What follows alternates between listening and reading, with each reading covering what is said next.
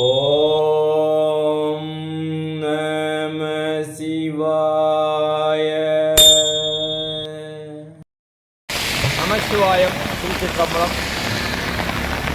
இந்த விழிப்புணர்வு வீடியோ என்பது இன்றைய தீபத்தை ஒட்டி நாளைக்கு திருவண்ணாமலை தீபம், அண்ணாமலையார் தீபம். மிகப்பெரிய போராட்டத்துக்கு இடையில் இந்த வீடியோவை நம்ம பதிவு பண்ண வேண்டிய ஒரு சூழல் இருக்குது. நம்மால் முடியும் அறக்கட்டளை சார்பிலையும் நிறைய தொண்டுகள் செஞ்சுட்டுருக்கிறோம். வீக்கெண்ட் டூர் சார்பில் ஒன்ற பதிவை மையமாக வச்சு தான் இந்த பதிவை நம்ம போடுறோம். காவல்துறை நமது நண்பர்கள் என்ற அடிப்படையிலையும், போலீஸார் மை ஃப்ரெண்ட்ஸ் என்ற அடிப்படையிலும் இந்த மாவட்ட நிர்வாகம் மற்றும் அரசாங்கத்திற்கு ரொம்ப நன்றியை தெரிவிக்கின்ற தருணம் இது. ஏன்னா ஏற்கனவே ஒரு தனியார் தொலைக்காட்சி சேனலில் காதும் இரண்டால் காடு கொள்ளாது, மலை ஏறுவது மிகவும் ஆபத்தானது என்ற அடிப்படையில் பதிவு போட்டிருந்தோம் வேறு ஒரு சேனலில். இப்போ நீங்கள் பார்த்துக்கிட்டு சிவப்புரட்சி யூடியூப் சேனலாக இருந்தாலும் கணசேகர் அஃபீஷியல் என்ற சேனலில் அதை போட்டிருந்தோம். கிட்டத்தட்ட ஒரு 50,000க்கு மேற்பட்ட நபர்கள் இன்றைக்கு வரைக்கும் ஒரு 55,000 நெருங்கிட்டு இருக்குது, அந்த வியூவர்ஸ் போயிட்டுருக்குது. அவர்கள் அனைவருக்கும் அந்த நன்றியை தெரிவித்துக் கொள்கிறேன். ஒற்ற மழையில் நின்று நாங்கள் இப்போ இந்த படத்தை பதிவு செய்கிறோம். என்னன்னு கேட்டாக்கா, அன்னைக்கு பார்த்தது ட்ரைலர் தான். இப்போ நாம் மெயின் பிக்சரை நோக்கி போயிட்டுருக்குறோம். அதாவது மிகப்பெரிய ஆபத்தான ஒரு சூழலை நோக்கி போயிட்டுருக்கிற அறிகுறியாக தான் இந்த பதிவை நான் பதிவு செய்கிறேன்.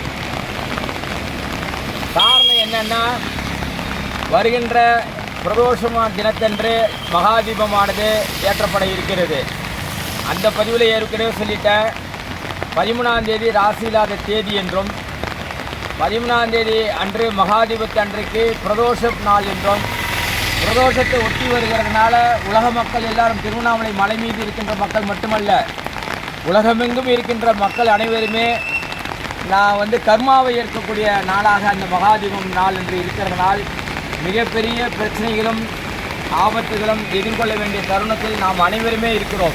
என்னை சேர்த்து சொல்கிறேன், அனைவருக்கும் இருக்கின்ற ஒரு சூழல் இருக்கிறது. நாளைக்கு சனிக்கிழமை மறுநாள், அதாவது நாளைக்கு வெள்ளிக்கிழமை, அதுக்கு மறுநாள் சனிக்கிழமை. வெள்ளிக்கிழமை மாலை 6 மணிக்கு தீபம் ஏற்ற போட போகிறது.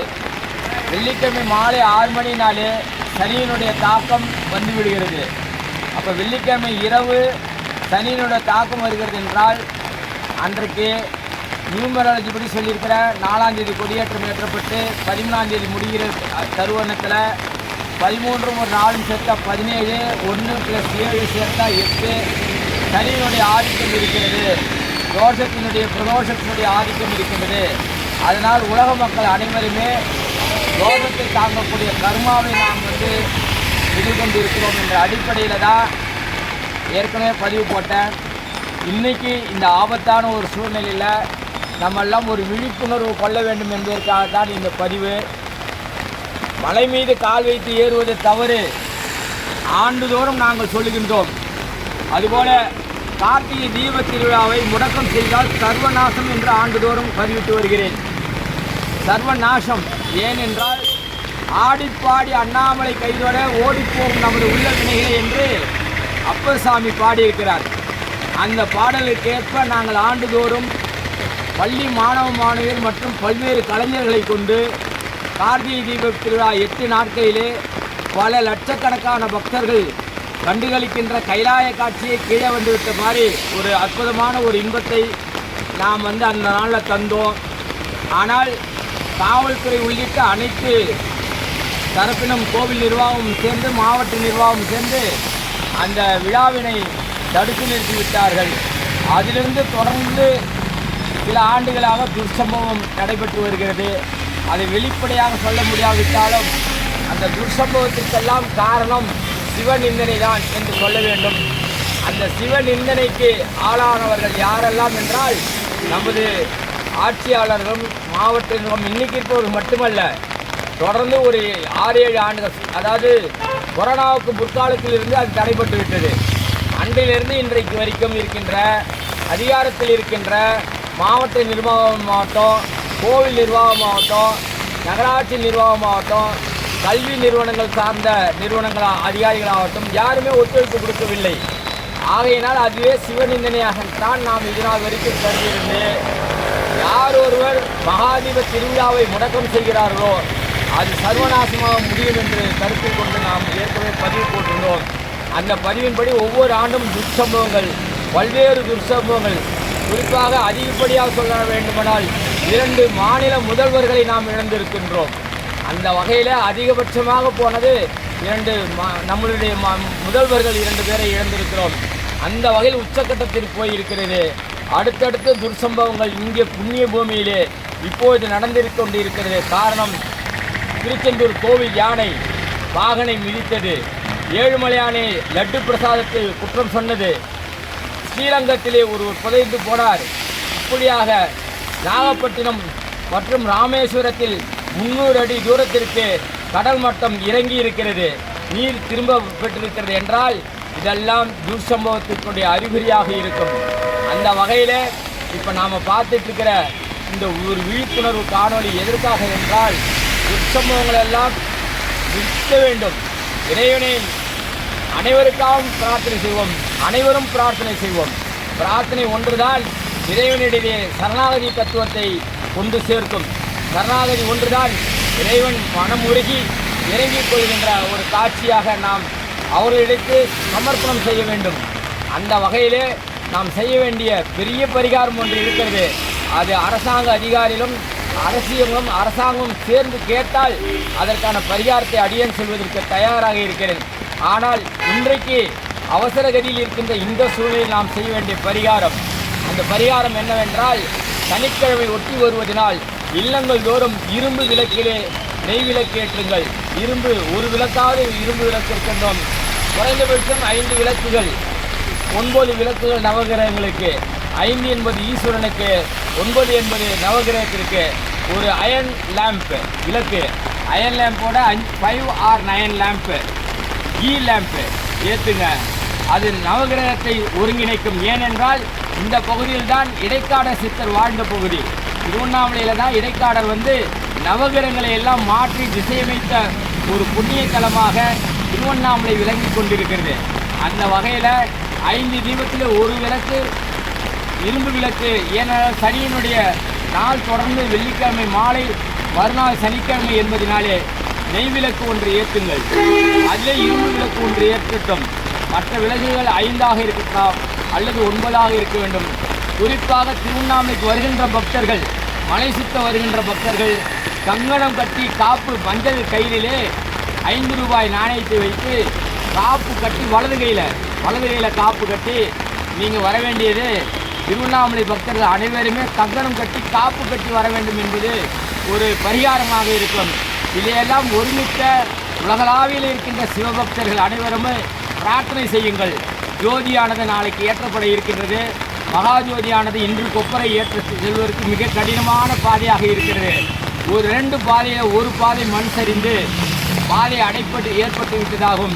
2வது பாதையிலே கொண்டு செல்வதற்காக மாவட்ட ஆட்சித்தலைவர் முயற்சி செய்கின்றார் என்றும் சொல்லப்படுகின்ற இந்த தருணத்திலே இப்போது மழை பெய்து கொண்டிருக்கிறது. கொப்பரை இன்னும் சற்று நேரத்திலே புறப்பட்டு ஆயிடுவிடும். ஆனால் அந்த கொப்பரை மலைக்கு மேலே போய் சேர்ந்தாதான் தீபமே ஏற்ற முடியும். அந்த வகையில் நம்முடைய பிரார்த்தனை தான் அவர்களை கொண்டு போய் சேர்க்கும். அந்த பிரார்த்தனை ஒருமனதாக இருந்து, அதாவது நாம் டெடிகேஷன் என்று சொல்கின்ற அர்ப்பணிப்பு, அந்த அர்ப்பணிப்பு தான் இறைவனை மனம் இறங்கி வைத்து நமக்காக அவர் இறங்கி வருவார் என்பதிலே நிச்சயமாக ஐயமில்லை. பிரார்த்தனை செய்யத்தான் ஒரு மனதாக கடந்த காலத்திலே உலக மக்கள் எல்லாம் 1-2 பிரார்த்தனை செய்திருந்தால்தான் பழைய தமிழக முதல்வர் மீண்டு எழுந்து வந்தார் என்பது நமக்கு தெரியும். அதனால் எத்தனையோ உள்ளங்கள், நல்ல ஆன்மாக்கள் எல்லாம் இன்று கூடி கூட்டு பிரார்த்தனை செய்ய வேண்டும்.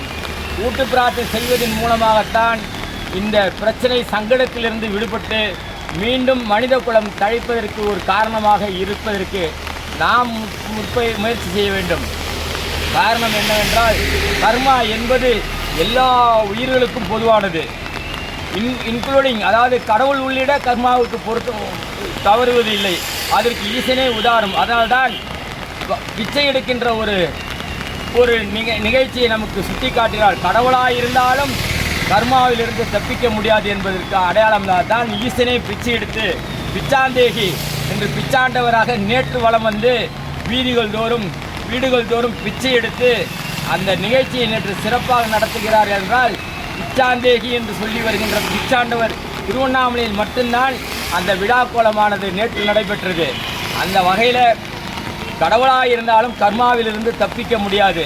ஆக உலக கர்மா, வேர்ல்டு கர்மா மனித இனத்திற்கு மட்டுமில்லை எல்லா உயிர்களுக்கும் பொதுவானது கர்மா. அது மலையில் இருக்கின்ற அத்தனை ஜீவராசிகள் வாழ்ந்து கொண்டிருக்கின்றன. அத்தனை ஜீவராசிகளுக்கும் கர்மா இருக்கிறது. ஏனென்றால் மழையில் துன்பப்படுகின்ற போது மண் சரிவு, பாறை சரிவு போன்ற நிகழ்வெல்லாம் நடக்கும்போது அங்கிருக்கின்ற விலங்கினங்கள் முதற்கொண்டு பாதிக்கப்படும். அந்த வகையில் அவைகளுக்காகவும் நாம் அனைத்து உயிர்களுக்காகவும் நாம் பிரார்த்தனை செய்வோம். இவ்வுலக உயிர்கள் மட்டுமின்றி எவ்வுலக உயிர்களுக்கும் நாம் பிரார்த்தனை செய்ய வேண்டிய கட்டாயத்தில் இருக்கின்றோம். கூட்டு பிரார்த்தனை மட்டும்தான் இதற்கான தீர்வு. அனைவரும் திருவண்ணாமலைக்கு வருகின்றவர்கள் அனைவருமே கையில் காப்பிட்டு வாங்க. நெய்விளக்கு, அகல்விளக்கு எல்லாம் வீட்டில் ஏற்றுங்க. காரணம் என்பது என்னவென்றால் தீபத் திருவிழா என்பது அகண்ட பிரம்மாண்ட ஜோதியாக நமக்கு இருக்கிறது என்பதனால் இந்த தீபத் திருவிழாவுடைய விளக்கத்தை சொல்லி இந்த உரையை நான் முடித்துக் கொள்வதற்கு விரும்புகின்றேன். காரணம் ஆண்டுதோறும் இந்த கார்த்திகை மாதத்திலே 2 புயல்கள் வரும், 2 சைக்ளோன் ஃபார்ம் ஆகும். அப்போ கார்த்திகை கண்ட அடைமழை பெரிதாக இருக்கும். முதல் மழையானது தீபாவளி ஒட்டி வரும், அதை தீபமூட்டம் என்று சொல்வார்கள். இரண்டாவது வருவது கார்த்திகை தீபமூட்டம், தீபாவளி மூட்டம், தீபமூட்டம் என்று 2 சைக்ளோன் ஃபார்ம் ஆகும். அந்த வகையில் டிசம்பர் மாதத்தில் வரக்கூடியதான் அதிகபட்ச மழை தரக்கூடிய மாதமாக இருக்கின்றது. இது எதனால் எப்படி ஏற்பட்டது இந்த தீபத் திருவிழா என்பதற்கான ஏற்கனவே நான் பதிவில் போட்டிருந்தாலும் மீண்டும் நினைவிற்கு கொண்டு வருகிறேன். தமிழக எல்லைப் பகுதியிலே ஆண்டாண்டு காலமாக அரசர் காலத்துக்கெல்லாம் முற்பட்ட சித்தர்கள் வாழ்ந்த காலத்திலே பெரிய பாதிப்பு ஏற்படும். அப்போது இருந்த மக்கள் எல்லாம் இந்த மழையினாலே, காற்று வெள்ளத்தினால, இப்போலாம் அணைக்கட்டு நிறையா இருக்குது. அந்த காலத்தில் அணைக்கட்டு இல்லாதப்போ எப்படியெல்லாம் வெள்ளம் வந்திருக்கும். காட்டாற்று வெள்ளம் வருகின்ற போது மக்கள் எல்லாம் அவதிப்படுவார்கள், உயிரினங்கள் எல்லாம் பாதிக்கப்படும். எங்களுடைய ஆடு மாடு அடிச்சுன்னு போயிடுச்சு, வீடு அடிச்சுன்னு போயிடுச்சு அப்படின்னு சொல்லிட்டு மன்னர்கள்கிட்ட போய் குடிமக்கள் போய் முறையிடுவாங்க. அப்படி மன்னர்கள் என்ன செய்வாங்க, மக்களை காப்பாற்றுவதற்காக எதிரியாக இருந்தால் சண்டை போட்டு ஜெயிச்சு மக்களை காப்பாற்றலாம். ஆனால் இயற்கையை எதிர்கொள்வதற்கு எந்த அரசனாலும் முடியாது. அந்த வகையில் அரசரெல்லாம் ஒன்று கூடி சித்த பெருமக்கள், ஆன்மீக பெருமக்கள்கிட்ட போய் முறையிடுவாங்க. அப்போ ஆன்மீக பெருமக்கள் சித்தர்கள் எல்லாம் ஒன்று சேர்ந்து ஒரு திட்டமிடுகிறார்கள். மழை நிறுத்த செய்வதற்கு என்ன வழி, மழை நிப்பாட்டுவதற்கு என்ன வழி என்று சொல்லுகின்ற பொழுது மழை மேகத்திலிருந்து வருகிறது. அந்த மேகம் இருக்கின்ற இடத்துல வெப்ப சக்தியை உருவாக்கினால் நெருப்பிலிருந்து நீர் விலகி போகும் என்ற எண்ணத்தை கொண்டு 8 இடங்களை, அதாவது இன்றைக்கு 8 இடங்கள், அன்றைக்கு 6 இடங்களாக இருந்தது. அதுதான் ஆறுபடை என்ற முருகர் டெம்பிள். எல்லா ஆறுபடை என்ற கோயில் உருவானதற்கு அடிப்படை காரணமே இந்த தீபத் உச்சி தான். அப்போ 6 இடங்களில் அண்ணாமலையார் மையமாக வச்சு 7வது இடமாக வச்சு, அதுக்கப்புறம் இன்றைக்கு 7வது படையாக இருக்கக்கூடிய மருதமலையை சேர்த்து 8 இடங்களில் 8 திசைகளில் மலைக்குன்றுகளில் தீபம் ஏற்றுறாங்க. இது எல்லாவற்றுக்கும் தமிழ்நாட்டிலே அதிக பிரதானமாக இருக்கக்கூடிய அண்ணாமலையார் மலை மட்டும்தான் அதிகப்படி உயரம் கொண்ட மலைக்குன்று, மலை தொடர் அல்ல, மலைக்குன்று. அந்த வகையில் 2668 உயரத்துக்கு தாண்டிய இந்த மலையினுடைய உச்சியில் தீபம் ஏற்றப்படுகிறது. அதே நேரத்தில் என் திசையிலும் 6 படை உள்ளிட்ட மருதமலையை சேர்த்து 7 இடங்களிலும் அனைத்து ஆலயங்களிலும் சொக்கப்பனை என்று சொல்லப்படுகின்ற அந்த பனை கொளுத்துவார்கள். இல்லங்கள் தோறும் வெப்ப சக்தி ஏற்படுத்துகின்ற அளவுக்கு தீபங்கள் ஏற்றி வழிபடுவார்கள். அந்த நேரத்தில் ஒட்டுமொத்த வெப்ப சக்தியும் சேர்ந்து காற்று மண்டலத்தை துளைத்து மேகக்கூட்டத்தை துளைத்து சிதறடிக்க செய்கிறது. அதனால்தான் உள்வழக்கில் சொல்லப்பட்டது, தீபம் கண்டால் மழை விடும், தீபம் கண்டால் மழை விடும் என்று சொல்வார்கள். அந்த வழக்கு எதிலிருந்து தோன்றுகிறது என்றால் இந்த திருவண்ணாமலை தீபத்தை மையமாக வைத்துதான் இந்த சொல் வழக்கு ஏற்பட்டது. அதனால் தீபம் கொண்டால் மழை விடும். ஆனால் இந்த காலத்திற்கு அது பொருந்தாது. காரணம், இயற்கையிலிருந்து மாறுபட்ட மனிதன் இயற்கையே சீரழிக்க கை வைக்க நினைக்கின்றான். அந்த வகையில் இயற்கையோடு போரிடுவதற்கோ அல்லது அதை வெல்வதற்கோ மனித சக்திக்கு எந்த வகையிலும் கிடையாது. இங்கே இருப்பவர் மட்டும் இல்லை, உலகத்தில் எந்த முறையில் எந்த நாட்டினராக இருந்தாலும் சரி, இயற்கையோடு போரிட்டால் அது இயற்கை நமக்கு தண்டனையை தான் திருப்பி தருமே தவிர அதனால் எந்தவித சமாதானத்தையும் இயற்கை கொள்ளாது. மனிதனைப் போல சமாதானம் அடைவதற்கான நிலையே கிடையாது. சமாதானம் அடைய வேண்டுமென்றால் சரணாகதி ஒன்றுதான் சமாதானத்தை கொடுக்கும். அந்த சரணாகதி தத்துவத்தை எப்படி செய்ய வேண்டுமென்றால் ஒரு கூட்டு பிரார்த்தனை தான் நமக்கு அது வழிவகுக்கும். ஆகையினாலே இன்னைக்கு மாயாவில் மாட்டிக்கிட்டு இருக்கிற இந்த உலகம், இந்த வேர்ல்டு மாயா, அதனால் மீண்டும் சவிதத்துவம் தழைக்க வேண்டும் என்பதற்குத்தான் இந்த சிவன் நமக்கெல்லாம் பாடத்தை புகட்டி கொண்டிருக்கிறார். அந்த பாடத்தை நாம் ஏற்று கர்மாவை தவிர்க்கின்ற வகையிலே இன்றைக்கு நாம் சிவநிந்தனைக்கிலிருந்து விடுபடுவதற்காக நாம் சிவனை வழிபடுவதை தவிர்த்து வேறு வழி இல்லை. சரணாகதி ஒன்றுதான் நமக்கு வழியாக இருக்கிறது. ஆகையினாலே இல்லங்கள் தோறும் இரும்பு விளக்கு ஏற்றி வழிபடுங்கள். அல்லது திருவண்ணாமலைக்கு வருபவர்கள் அனைவருமே வலது கையிலே மஞ்சள் துணியிலே 5 ரூபாய் நாணயத்தை கங்கணமாக கட்டி காப்பு கட்டி வாருங்கள் என்று அழைக்கின்றோம். இந்த தீபத் திருவிழா இனிதாக சுபமாக நடப்பதற்கு எல்லாம் வல்ல அண்ணாமலையாரோடு தமிழக அரசு, மாவட்ட அரசு, காவல்துறை மற்றும் துப்புரவு தொழிலாளர்கள் அனைவரும் இதில் பங்கு கொண்டு மிக சிறப்பாக போராடி கொண்டிருக்கிறார்கள். இந்த தருணமானது நம் அனைவருடைய பிரார்த்தனை அவர்களுக்கு உதவியாக இருக்க வேண்டும், மக்களுக்கு உதவியாக இருக்க வேண்டும். அதனால்தான் நம்மால் முடியும் அறக்கட்டளை சார்பில் நம்ம புதிதாக ஆரம்பித்து வேங்கிக்கால் பக்கத்தில் அண்ணா ஆட்சி பக்கத்தில் முக்கியமாக கலைஞர் சிலைக்கு பக்கத்தில் எங்களுடைய அலுவலகம் இருக்கிறது. கலைஞரை பற்றி பேசும்போது சொல்ல வேண்டிய ஒரு தருணம் இருக்குது. முன்னாள் முதல்வர் எங்களுக்கெல்லாம் ஒரு அன்பாக தலைவராக வாழ்ந்து கொண்டிருந்தவர். அவருடைய காலத்தில்தான் சாதுகளுக்கு அடையாள அட்டை வழங்கப்பட்டது. 2008 2011 தான் சாதுகளுக்கு ஐடி கார்டு கொடுத்தாங்க. அதுக்கப்புறம் அமைச்சர் மாண்புமிகு ஏவாவேலு அவர்கள் திருக்கரங்களினால் ஸ்டார் காப்பீட்டு அட்டை கொடுத்தாங்க. ஸ்டார் காப்பீட்டை என்பது மருத்துவ காப்பீட்டு அட்டை, கலைஞர் காப்பீட்டு அட்டை என்று அன்றைக்கு சொல்லப்பட்டது. அதெல்லாம் அன்றைக்கு இருந்த அரசாங்கம் கொடுக்கப்பட்டது.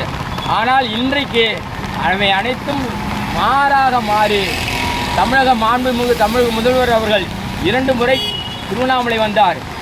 அங்கே இருக்கின்ற சிவாச்சாரியெல்லாம் விழுந்து வாங்கணும்னு சொல்லி கொடுத்தார். வஸ்திரங்கள் கொடுத்தார், தட்சிணைகள் கொடுத்தார், அள்ளி கொடுத்தார். ஆனால் இங்கே சாலையில் இருக்கின்ற மனிதர்களை, சாதுக்களை அவர்களும் மனிதர்கள் தான் என்று மனிதநேயத்தோடு பார்ப்பதற்கு அதிகாரிகளும் தயாராக இல்லை, அரசும் தயாராக இல்லை. இந்த வகையில் சாதுக்கள் நலவாரியம் கேட்டு கிட்டத்தட்ட 15 ஆண்டுகளாக நாங்கள் போராடி கொண்டிருக்கிறோம். அதேபோல் அண்ணாமலையாருடைய 9 வாசல்களிலும் 9 கோபுரங்கள் அமைத்து அதிலே கிழக்கு திசையில் இருக்கின்ற ராஜகோபுரமானது ஸ்ரீரங்க கோபுரத்தை விட 270 அடி ராஜகோபுரம் கட்ட வேண்டும் என்று இதெல்லாம் கோப்புகள் தயாரான நிலையில் நகர்ந்து கொண்டிருக்கிறது.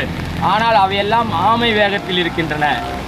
அதற்காக முயற்சிகள் எல்லாம் பயனற்ற நிலையில் இருக்கின்றன. எங்களை அலைக்கழித்து எல்லாமல்ல ஈசனிடம் நாங்கள் முறையிடுவதை தவிர அதிகாரியினாலோ அரசாங்கத்தினாலோ எந்தவித பலனில்லை என்ற நிலையில் கையறுபட்டு நாங்கள் இருக்கின்றோம்.